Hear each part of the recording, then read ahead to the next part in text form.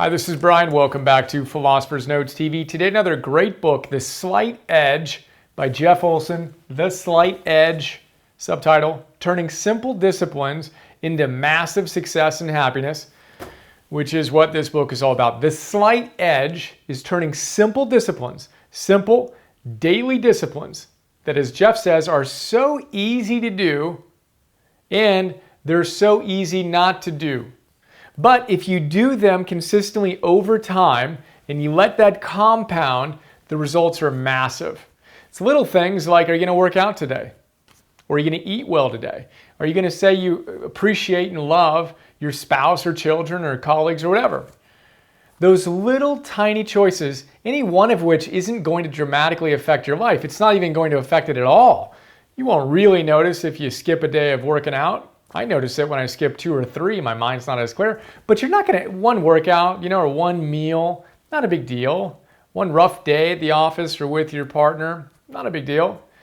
But if those add up over time, you're going to be on what he calls the failure curve. What we want to do is get on the success curve, and that is found by doing the simple, so simple, they're extraordinarily easy to overlook. Those simple things consistently over time, you get massive results. So, Philosopher's Note, bunch of big ideas. Got 5 of my favorite ones here. Let's jump straight in. The first idea, the AntiQuantum Leap. The AntiQuantum Leap. Jeff jokes that that's kind of one of his inspirations for the book is all these people who have this idea of a quantum leap, that somehow magically a thing goes from one level to another. But even in physics, one thing doesn't just magically go from one to another. There's a building process where it inevitably gets to that point where it makes a leap. But it wasn't just random. There were a certain set of things that happened before then that led to that event. He says the same thing with our lives. And he tells a great story about movies, how we're conditioned as a society to expect things to happen ridiculously quickly. Right? He says, look, nature works like this. Plant, cultivate, and then harvest. Plant, cultivate, harvest. But we're conditioned to expect things to happen unbelievably quickly. And you take a 2-hour movie, for example. He says, look, in 2 hours, you have this portrayal of a nation being born and built, or a relationship, an amazing romance, all captured in 2 hours, or a fighter who's becoming extraordinary, all captured in 2 hours. And you have a 5-second romance scene or a 5-second fighter preparing for training where he goes from a total novice to an expert overnight.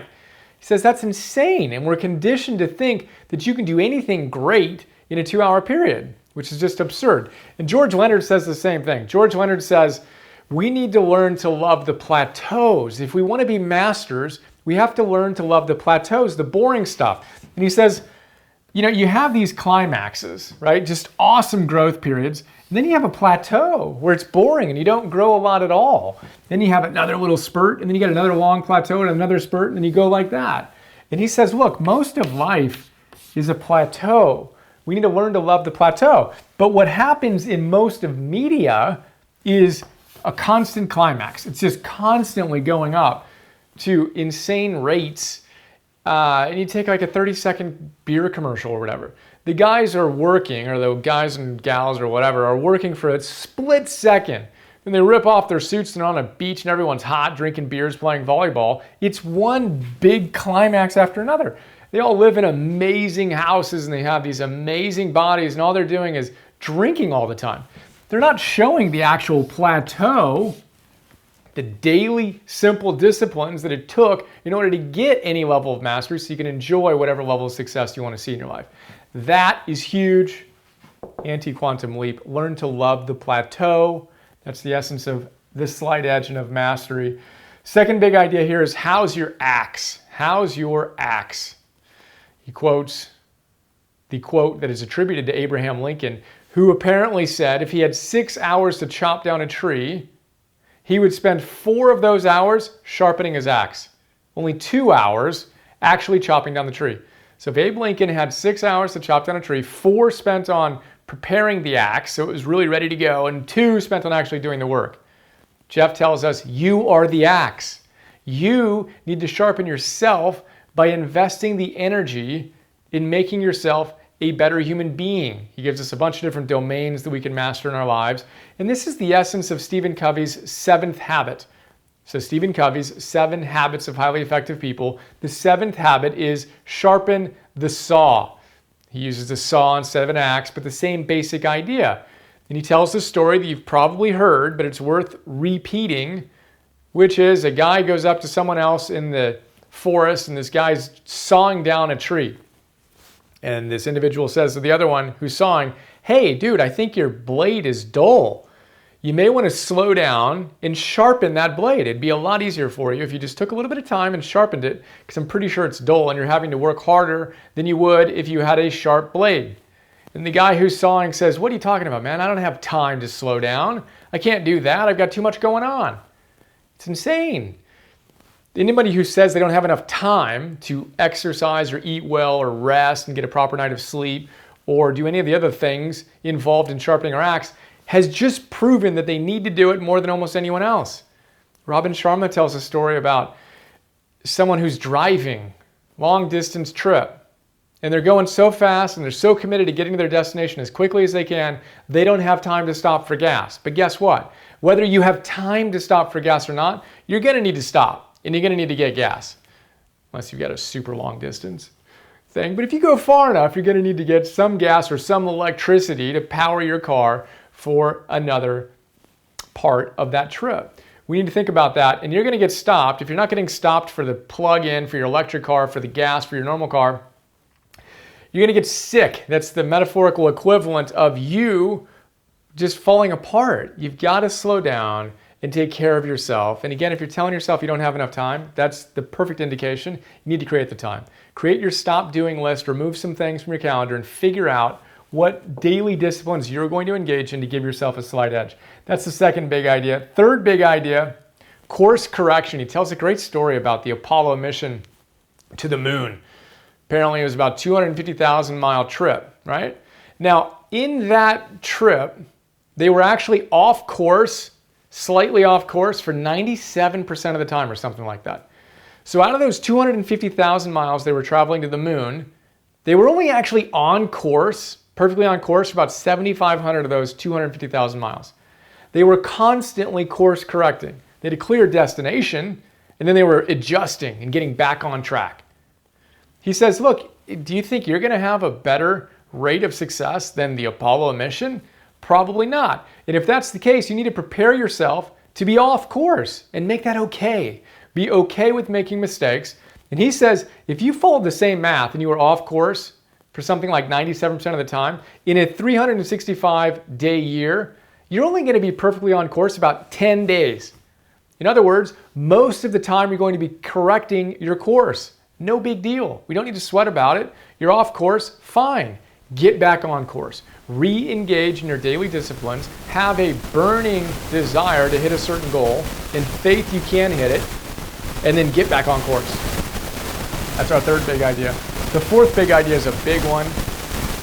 Slight edge integrity. It says, ultimately it comes down to, what do you do when no one's looking? Oh, nice, all about it when you're in front of people and stuff. But what do you do when no one's looking? You have this commitment to a certain set of ideals, but when no one else is around, who are you? What are you doing? That's a measure of your slight edge integrity. We want to dial that in. That's our basic idea of our type that we come back to again and again and again. And again, we're not trying to be perfect here. We want to be honest about it. And then we want to do what we can to get a little bit better, a little bit better, a little bit better. Hone in that slight edge. Fifth big idea is a good one. Talks about plans. And he says that most people get caught up when they get to the planning phase of what they want to do. He does some work on goal setting, etc. He loves Napoleon Hill, Think and Grow Rich, burning desire, as I just mentioned, backed with faith, etc. So then you make a plan so you can go out and achieve what you want to achieve in life, right?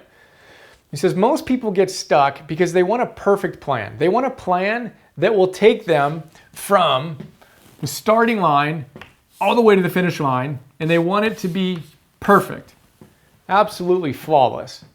He says, look, that's just not how it works. period. No one is so good at long-range planning that they can do anything over an extended period of time with perfect precision in their planning. Impossible. He says you need to shift from trying to get your finish line plan to a starting gate plan. Get in the game. Ready, fire, aim. Figure out what you're going to do to start. Get your plan to start. Don't get your perfectionistic self all wrapped up in a bundle of whatever and never get out the gate. Figure out how you're going to get in the game and then know that your plan's going to adjust with the data that you get. You can't foresee what's going to happen in 2 or 3 years. That's like going on back in our car. We've got gas in it now. We're driving. And if you're on a trip, you have a rough sense of where you want to go, but you're not trying to plan the turn you're going to make in 28 miles. You know you're going to need to make a right turn. You don't know, you just drive. There might be a detour here. You might need to go over here. Might be a little rain, which slows everything down. No big deal. But get your plan to the point where you can get out of your starting gate and into the game. It's a big idea. And then, of course, you're going to course correct throughout the process. We're not going to get upset about our mistakes. We're going to double our rate of failure, is what Tom Watson of IBM said. If you want to increase your rate of success, double your rate of failure. Play big, get in the game, and adjust as you go. And do the right thing day in and day out. How's your axe? Sharpen it. Invest your time in yourself. Another big idea that's worth mentioning, one of his big things in personal development. He says, start with your health. That's the most important habit that you need to build. How are you going to take care of your health? Because that's what keeps you in the game and gives you the vitality to do what you want to do. He also comes back dozens of times to the idea of reading 10 pages per day of good self-development wisdom. 10 pages per day, 3,500 plus pages a year. That's like 10 to 20 great books that can literally change your life. So sharpen your axe, figure out what you need to do, go do it. AntiQuantum Leap. Quit looking for the magic thing. He says, have you ever noticed that lottery winners are never really successful people who are already super successful? He says, why is that? He says, because successful people don't buy lottery tickets. They know life is not a lottery. They don't look for big breaks. They show up and they do the little things day in and day out. That's our slight edge. So quit looking for the big break and think about what you can do over the long run. That if you started doing it now, over not a month or 2 or 3, but a year or 2 or 3, or a decade or 2 or 3, you're going to see results that are magnificent. He says often faster than you might imagine, but have the patience to show up diligently, patiently, persistently. As S.N. Gwenka says, you are bound to be successful. So there you go. Hope you enjoyed. Quick look at Slight Edge. It's a fun book. If you enjoyed this, I think you'll enjoy the book, and I look forward to sharing more with you soon. Most important question, what are your daily disciplines that you can engage in consistently? Go out and rock that. Look forward to sharing more. See you.